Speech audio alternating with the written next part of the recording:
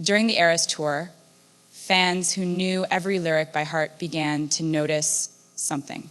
Lines, once shouted with certainty, were suddenly softer, altered, or even replaced. These weren't just improvisational flourishes or accidental slips. No, these were intentional.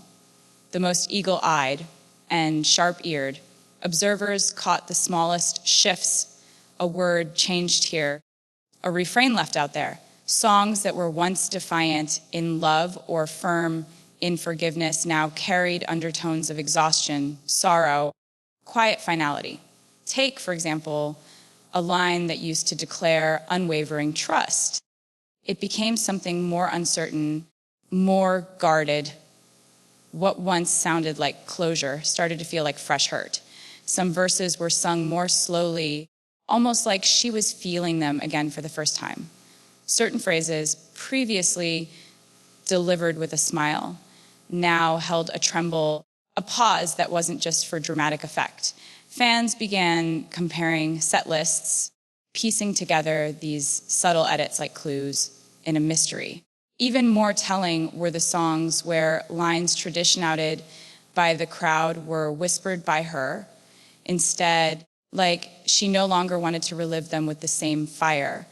It wasn't theatrical, it was personal. The lyrics called Fearless. The lyrics didn't just tell a story. They were living inside one midway through the Eras tour. Something began to shift. Something not in the lights, not in the choreography, but in the very architecture of the show and the set list. Songs that had been mainstays in earlier performances were suddenly gone or moved. In their place came selections that carried a deeper emotional weight.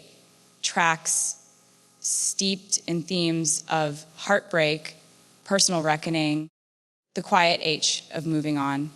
The tour, originally structured to celebrate evolution and empowerment, started folding in moments that felt unexpectedly raw and reflective. Some of the fan favorite anthems about young love and fearless beginnings were replaced by ballads about endings, about loss disguised as strength. The transitions between eras began to feel less like celebration and more like confession. Audiences noticed that high energy songs were pulled in favor of slower, more introspective ones. The shift didn't go unnoticed. Forums and fan threads lit up with theories. Was this creative direction, or was something unraveling in real time? Even the order of songs seemed intentional in its melancholy, building from hope to heartache, from promises to unspoken regrets. The flow wasn't chaotic. It was deliberate, like tracing the slow unraveling of something beautiful. The show became less about a retrospective and more about a reckoning in motion. From the very beginning of the Eras tour, every outfit was crafted with intention.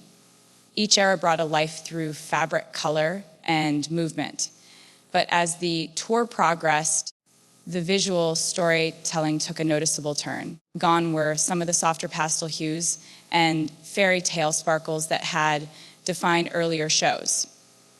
In their place emerged deeper, moodier tones, inky blues, wine reds, charcoal grays, paired with sharp lines, dramatic silhouettes, and heavier textures. These weren't just fashion choices signals. Each costume became part of the emotional landscape. Sequin bodysuits that once glittered with youthful defiance now seemed like armor. Flowing gowns were less romantic and more regal, fearless.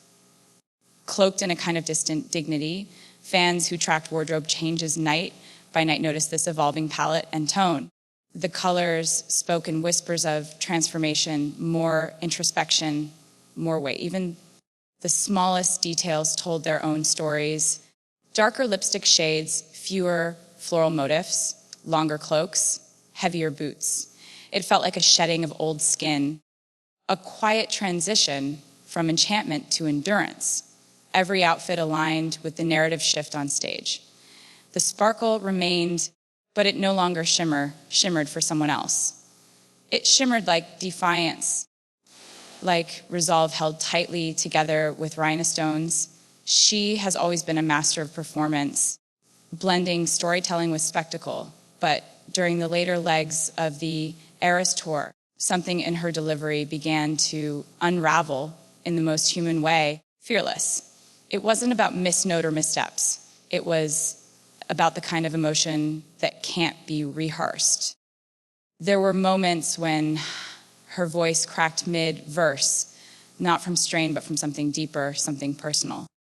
Her eyes, usually bright with the thrill of the stage, sometimes held a faraway look, like she was singing to someone who wasn't in the room anymore.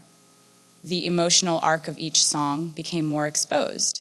During the ballads, she would pause longer between lines, as if let the weighting of the lyric settle in her chest before moving on. Her expressions betrayed her, especially in songs about loss or fractured love, a trembling lip here, a swallowed breath there.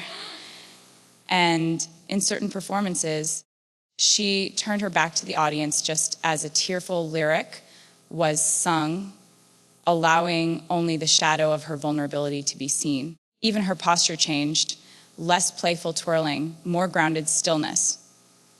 In moments of silence, fearless, she'd clutch the mic a little tighter or close, her eyes just a second longer than before.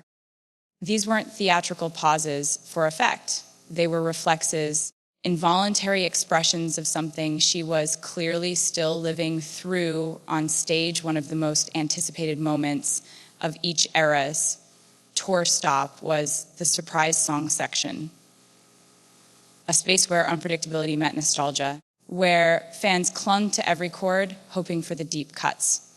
But as the tour unfolded, those surprise songs began to feel less like gifts and more like messages. The choices weren't random. They followed fearless. They followed no pattern of popularity or rotation. Instead, they seemed curated with care, threaded with meaning only a few would immediately understand, though many would later decode. Songs long considered too raw or too revealing suddenly found their way back into the spotlight. Tracks that once belonged to quieter corners of past albums, songs of betrayal, of loss, of promises unkept, began appearing night after night. Fans noticed how she gravitated toward lyrics that spoke of being left behind, of carrying pain silently, of realizing that love can disappear without warning. The guitar strums were slower, the piano notes more deliberate. There was something different in how she approached these moments, as if the performance wasn't just for the crowd, but for herself. Even when she smiled between songs, there was a wistful edge to her humor, fearless, a softness in her voice that didn't quite match the grandeur of the venue. Some of the most emotionally charged selections were repeated across multiple shows, almost like mantras or reminders. The surprise song segment transformed into a diary entry with a melody, revealing more through its choices than any public statement ever could. What unfolded on that stage wasn't just a concert. It was a quiet unraveling dressed in glitter and spotlight. Beneath the grandeur of the Eras tour, there was a heartbeat pulsing with something unspoken, something shifting. Through altered lyrics, rearranged set lists, symbolic wardrobe changes, and emotionally raw performances, a story emerged. Not one she declared outright, but one she allowed the music to tell. It wasn't a breakup announced in headlines or confirmed in interviews. It was whispered through piano notes, fearless, revealed in the tremble of a verse, and etched into the fabric of a costume. The crowd may have come to relive the eras, but what they witnessed was something happening in real time, a woman writing a new one, even as the last one faded under the lights.